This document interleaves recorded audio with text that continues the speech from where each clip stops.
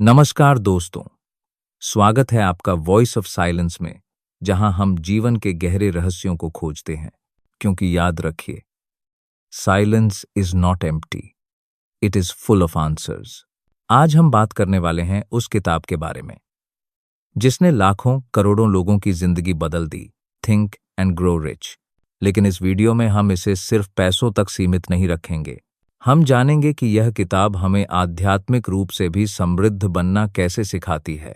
Part 1, विचारों की शक्ति, पावर ऑफ थॉट्स।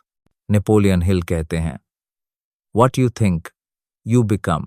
जो आप अपने मन में लगातार सोचते हैं वही आपकी वास्तविकता बनता है। आध्यात्मिक दृष्टिकोण से देखें तो यह कर्म और ध्यान जैसा है। अगर आपका मन बार बार अभाव, डर और असफलता पर केंद्रित रहेगा तो वही आकर्षित होगा। लेकिन अगर आप विश्वास, साहस और सकारात्मक विचारों पर ध्यान देंगे तो ब्रह्मांड भी उसी दिशा में आपको सहारा देगा।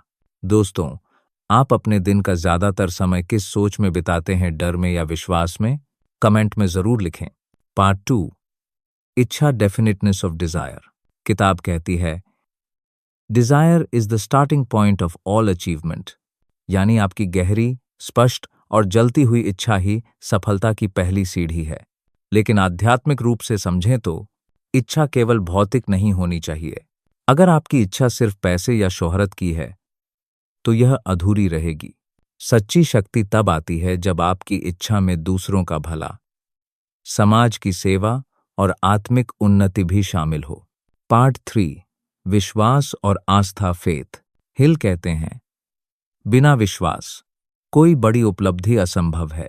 आध्यात्मिक रूप से यह वही है जिसे हम श्रद्धा कहते हैं। श्रद्धा सिर्फ भगवान पर नहीं बल्कि खुद पर विश्वास भी है।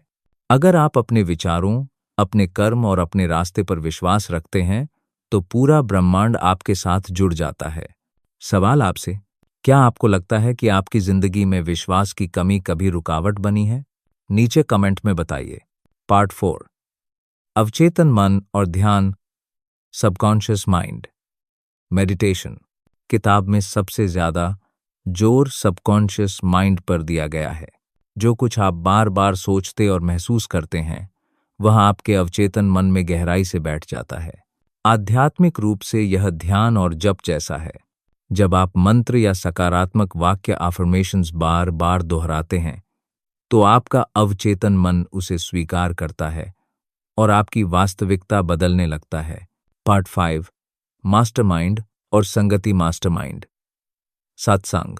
हिल कहते हैं, सफलता अकेले संभव नहीं है। आपको सही संगति, सही लोगों और सही ऊर्जा की जरूरत है। भारत की आध्यात्मिक परंपरा में इसे सत्संग कहा जाता है। अच्छे लोगों की संगति, आध्यात्मिक मार्गदर्शक और सकारात्मक वातावरण आपकी यात्रा को तेज कर देते हैं। पार्ट 6, यौन ऊर्जा का रूपांतरण, ट्रांसम्यूटेशन ऑफ सेक्सुअल एनर्जी। यह किताब का सबसे अनोखा विचार है। हिल कहते हैं कि यौन ऊर्जा जो सबसे शक्तिशाली है, अगर आप उसे केवल भौतिक सुख तक सीमित न रखकर सृजन, कला और साधना में लगाएं तो वही आपको महान बना सकती है। यही कारण है कि भारत में ब्रह्मचर्य और ध्यान को इतनी अहमियत दी गई, क्योंकि ऊर्जा वही है। सवाल यह है कि आप उसे किस दिशा में ले जाते हैं। पार्ट 7, निर्णय और दृढ़ता, डिसीजन, परसिस्टेंस। किताब कहती है, लोग असफल इसलिए होते हैं क्योंकि वे निर्णय नहीं ले पाते या बीच में हार मान लेते हैं। आध्यात्मिक रूप से भी यही सत्य है। ध्यान, साधना या कोई भी मार्ग अगर आप बीच में छोड़ देंगे तो परिणाम कभी नहीं मिलेगा। लगातार प्रयास ही चमत्कार पैदा करता है। निष्कर्ष, कंक्लूजन। तो दोस्तों, थिंक एंड ग्रो रिच केवल अमीर बनने की किताब नहीं है। यह हमें सिखाती है कि कैसे हमारे विचार, विश्वास और ऊर्जा हमारी वास्तविकता बनाते हैं। अगर आप इसे आध्यात्मिक दृष्टि से अपनाएंगे तो यह किताब न सिर्फ आपकी जेब बल्कि आपके दिल और आत्मा को भी समृद्ध करेगी।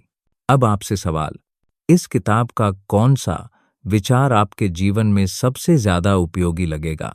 कमेंट में जरूर लिखें क्योंकि आपकी सोच किसी और को प्रेरणा दे सकती है। अगली झलक। मित्रों, आज हमने जाना कि थिंक एंड ग्रो रिच हमें केवल अमीर बनने का रास्ता नहीं दिखाती, बल्कि यह सिखाती है कि हमारे विचार, विश्वास और ऊर्जा हमारी जिंदगी को कैसे बदलते हैं। लेकिन यात्रा यहीं नहीं रुकती, क्योंकि हमारी अगली कड़ी में हम बात करेंगे एक ऐसी किताब की जिसने लाखों लोगों की आंखें खोल दीं, the power of now by Eckhart Tolle. यह किताब हमें सिखाती है कि हमारी सारी परेशानियां अतीत और भविष्य के चक्कर में हैं और असली आजादी सिर्फ वर्तमान क्षण में जीने से मिलती है। सोचिए, अगर हम सच में नाव में जीना सीख जाएं, तो क्या हमारी जिंदगी बदल नहीं जाएगी? तो दोस्तों, अगली बार हम इसी रहस्य को गहराई से समझेंगे। तब तक शांत रहिए, गहराई से सोचिए और याद रखिए, silence is not empty, it is full of answers. धन्यवाद और मिलते हैं अगले एपिसोड में वॉइस ऑफ साइलेंस पर। अगर यह वीडियो अच्छा लगा हो तो लाइक कीजिए, अपने विचार कमेंट में लिखिए।